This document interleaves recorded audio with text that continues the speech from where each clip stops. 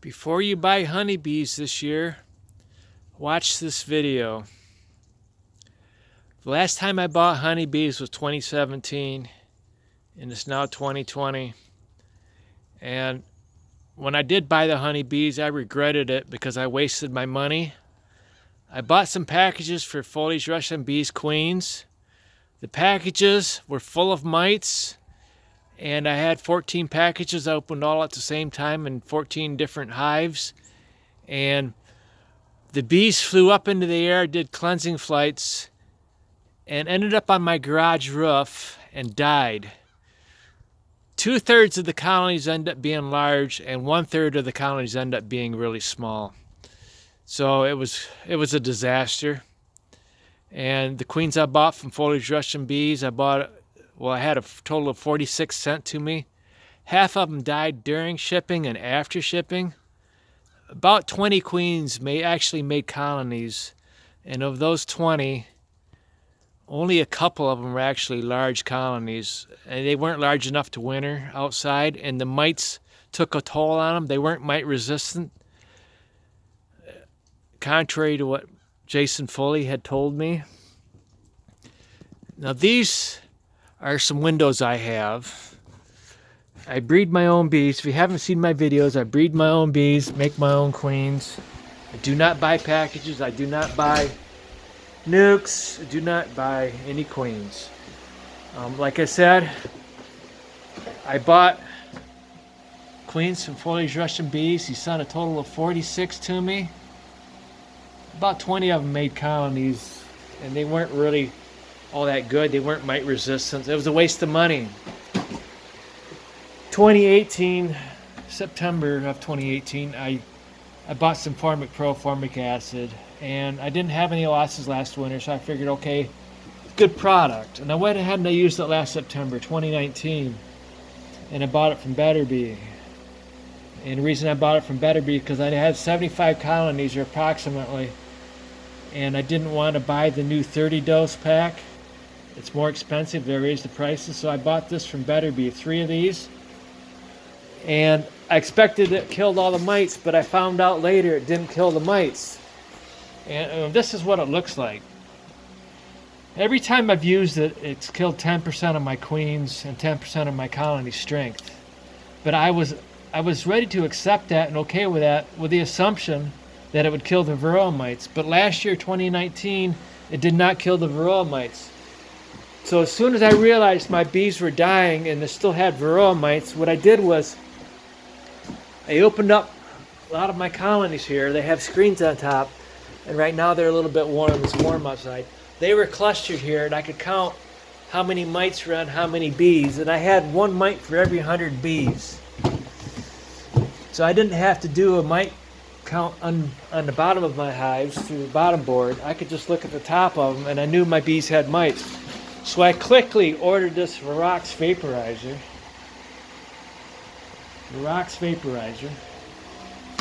It's a good product. It's not cheap. It works good.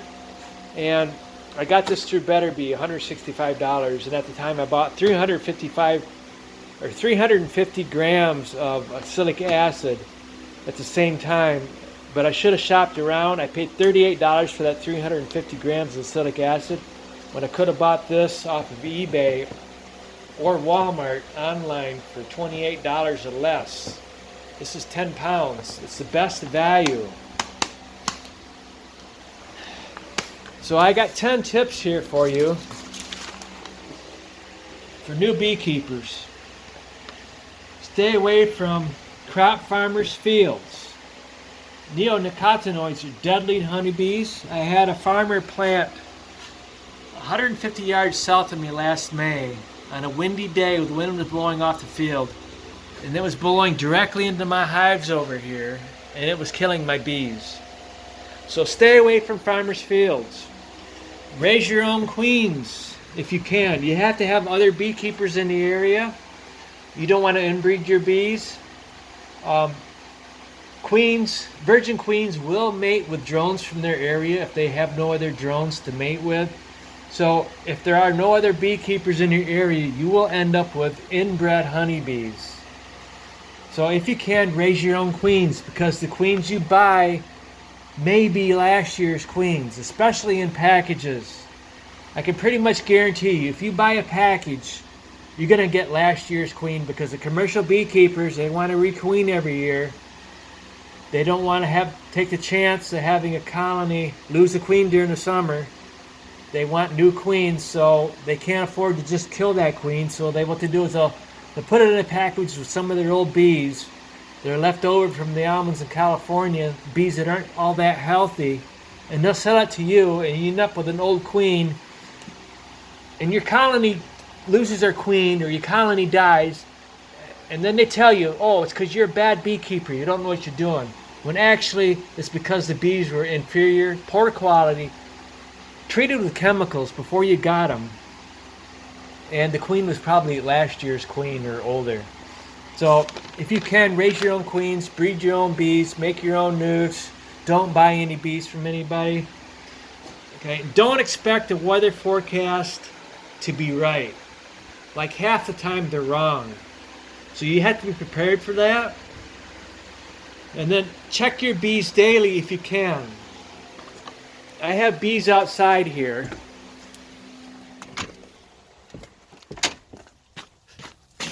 This is what bees do during the winter up north. They pretty much cluster in a hive, and this is one of my larger colonies here. See, it's not all that cold out, they're not clustered. But what you gotta do is you gotta go through and check them every morning when it's really cold, especially when it's really cold.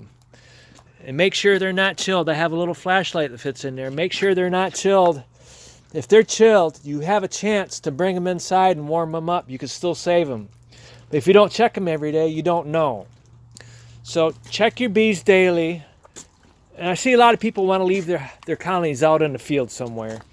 Is it really a big deal to bring all your colonies back home to a central location where you can check all of them at once?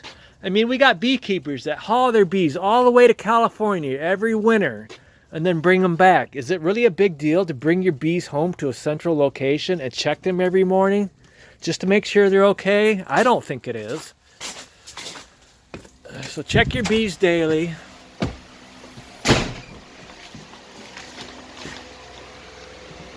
And you want to keep notes of what you're doing. I number all my hives. And whenever I check them, if something's going on, I make note of it and I put down the date when I made that note. Because if you don't write things down, like if you get older, you don't remember. So write stuff down, keep notes. And then don't believe everything you hear or read. Like for instance, they say all drones are evicted in the fall. I still have colonies with drones in them. Some drones make it through winter just fine. The colonies don't evict them. So don't believe everything you read. Don't believe everything you hear. Especially when you're buying a product from somebody. Like, not apiaries, Formic Pro, formic acid kills varroa mites. All bullshit. It does not kill varroa mites. And Foley's Russian bees.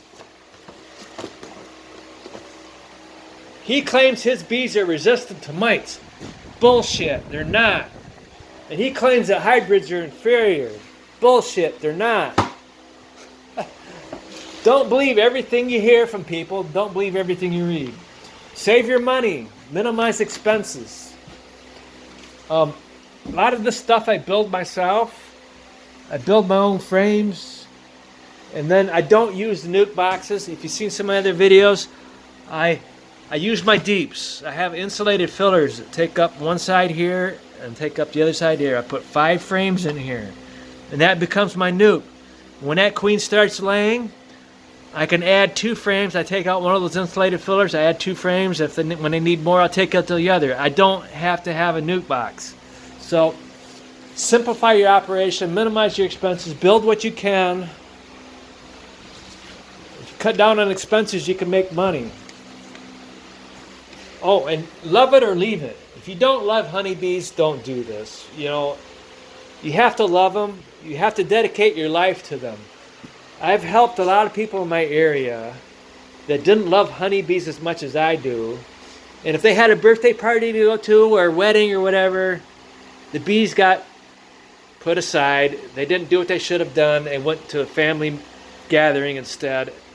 And I don't know anybody that's kept their bees alive through winter. I'm the only person I know in this area that has had bees successfully every winter in a row for 7 years. So you have to love it or leave it. You have to dedicate your life to them. You have to put them on your list as number one, because bees are delicate. They deserve all your attention. If you can't give them all your attention and all your care, you're going to lose them. You're just a waste of time. Okay, and expect the worst and prepare for it. You know, like for instance,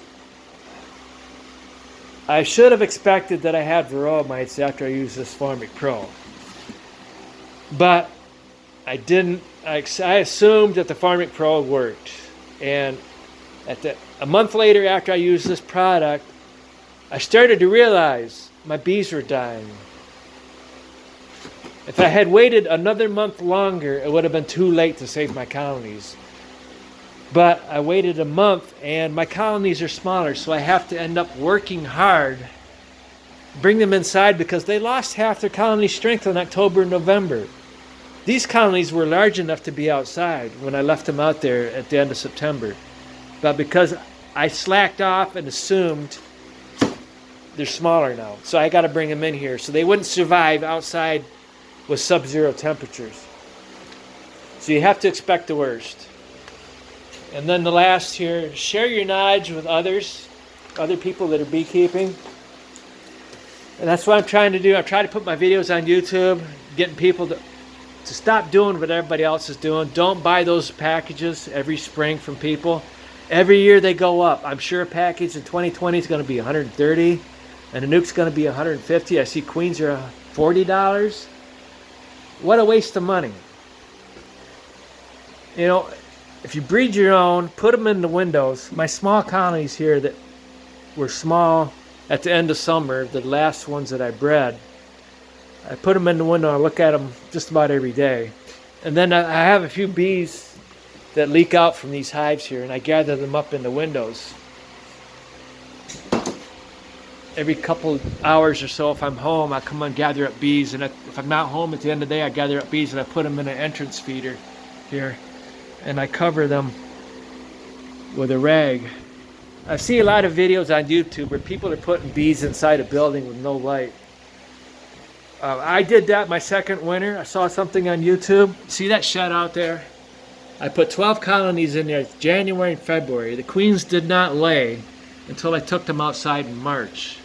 And by then the colonies had gotten so small. In March they were outside and they started laying, and it got cold and the colonies were too small and I lost some brood. So bees know what time of year it is. They actually count to days, I do believe. They can count the days. They know what time of year it is because they see the sun every day. My bees can see the sun. It's not dark in here. They know what time of year it is. And then if they get a chance to fly outside to see the angle of the sun, they know what time of year it is. If they're in a dark room, they don't see the sun. That's not good for them. Wow, this is 13 minutes. I'm going to end this video now. If you haven't seen my other videos, check out my other videos. I'm just trying to save you some money. I'm trying to stop the people from ripping other people off. You know, like not apiaries ripping people off buying this product that doesn't work. Buying queens through the mail is a waste of money. Don't buy packages. Those bees are no good. If you get a chance to watch a documentary on YouTube called The Power of Honey, watch that documentary. You get a sense of how those commercial beekeepers think. They don't give a crap about the health of the bees. All they care about is how much money they can make year after year. And they got to make a lot of money because they have a lot of expenses, because they don't take care of their bees. They end up having to replace a lot. But I don't buy bees. I don't have losses during the winter. I build my own hives, my frames, everything. I don't have a lot of expenses. Therefore, I will be able to make money. I'm growing at this point. I'm not selling honey because every year I keep adding number of colonies. But you watch me grow. I can triple my hives every single year without any trouble at all. And these big commercial beekeepers, they cry about the losses they have after they go to the almonds in California. What a bunch of morons, okay? Thank you.